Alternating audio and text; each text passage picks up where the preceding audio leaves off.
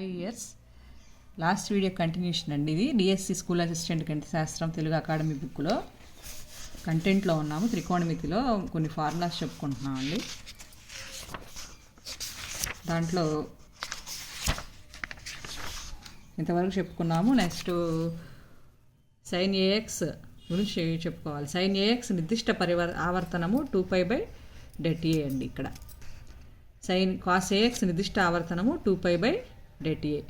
tan AX నిర్దిష్ట ఆవర్తనం π/det. ఈ రెండింటికి సేమ్ అండి. Sign ఏఎక్స్కి cos ఏఎక్స్కి. ట్యాన్కి మాత్రం π/det వస్తుంది.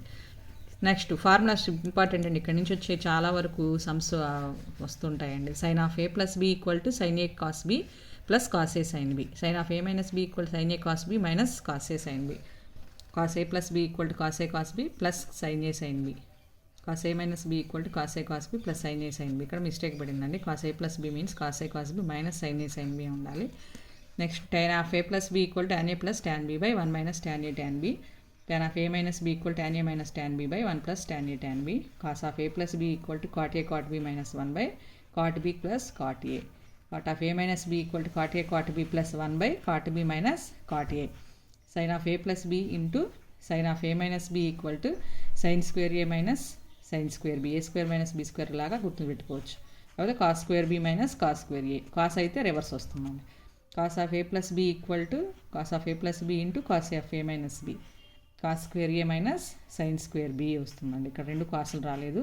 అట్లాగే రివర్స్లో first cos square b cos square a వస్తుంది. ఫస్ట్ ఇక్కడ cos square b వస్తుంది మైనస్ sin square b ఇక్కడ వచ్చింది. ఇక్కడేమో sin square a వస్తుందండి. సో ఈ రెండు క్వైట్ ఆపోజిట్గా ఉన్నాయి. కొంచెం బాగా గుర్తుపెట్టుకోవాలండి. 5 times రాసుకుంటే ఒక్కో ఫార్ములాని గుర్తుంటాయి.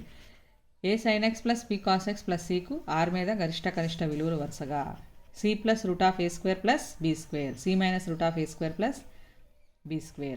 ఇవి ఈ విధంగా గరిష్ట కనిష్ట విలువలు ఉంటాయండి. ప్లస్లు ఉంటే గరిష్ట విలువ, మైనస్లు ఉంటే మైనస్ ఉంది కాబట్టి ఇక్కడ కనిష్ట విలువ. sin 2a విలువ 2 sin a cos a. ఇంకో formula 2 tan a / 1 + tan square a. cos 2a విలువ cos square a - sin square a.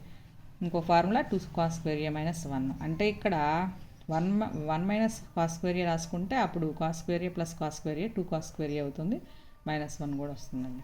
అట్లాగే ఈ ఫార్ములాని 1 cos square aని 1 - sin square aగా రాసుకుంటే 1 - 2 sin square a వస్తుంది. అప్పుడు ఈ ఫార్ములా వస్తుంది. 1 - tan square a / 1 + tan square a. కాబట్టి cos 2aకి మనకి 1 2 3 4 ఫార్ములాస్ ఉన్నాయండి. ఏ ఫార్ములా అయినా అప్లై చేసుకోవచ్చు. sin 2aకి 2 ఫార్ములాస్ ఉన్నాయి.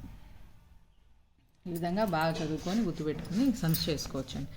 tan 2a = 2 tan a / 1 - tan square a. cot 2a = cot square a - 1 / 2 cot a. sin 3a = చూడండి ఇప్పుడు 2aలు వచ్చినాయి, ఇప్పుడు 3a అండి. 3 sin a - 4 sin cube a. cos 3a = 4 cos cube a - 3 cos a. tan 3a = 3 tan a - tan cube a / 1 - 3 tan square a. cot 3a = 3 cot a - cot cube a / 1 - 3 cot square a. sin c + sin d = 2 sin c + d/2 cos c - d/2. అదే minus ఉందనుకోండి, ఎక్కడ first cos వచ్చి తర్వాత sign ఉంటుంది. Cos ఉందనుకోండి, రెండు కాస్లు వచ్చినాయి. Minus ఉంటే రెండు సైన్లు వచ్చినాయి అన్నమాట. ఇవి కూడా బాగా ప్రాక్టీస్ చేసుకుంటే గుర్తుంటాయండి. నెక్స్ట్ వీటికి సంబంధించి కొన్ని సమ్స్ ప్రాక్టీస్ చేసుకున్నాము. నిన్న ఎస్టర్డే 10 సమ్స్ చెప్పుకున్నాను. 11th సమ్ చూడండి. cos 7a = sin a - 6 degrees. 7a అల్పకోణమైన ఏ విలువ అండి. దీనికి కాసు సైను రెండు యాడ్ చేసినప్పుడు మనకి యాంగిల్స్ 90 degrees రావాలి కదండి. 90 degrees రిలేషన్షిప్ ప్రకారం ఇక్కడ సపోజ్ 40 ఉందనుకోండి, ఇక్కడ 50 ఉంటుంది సైన్ ప్లేస్లో. సో ఈ విధంగా 7a + a - 6 degrees = 90 degreesకి ఈక్వల్ చేసి ఏ వాల్యూ కనుక్కోవచ్చు అండి. ఇది చూడండి 11th సమ్ము. ఈ విధంగా చేస్తాం. ఏ వాల్యూ వచ్చి 12 degrees అవుతుందండి. ఆ విధంగా చేసుకోవాలండి. Next one 12th some tan 48 × tan 16 × tan 42 × tan 74 విలువ అన్నారు.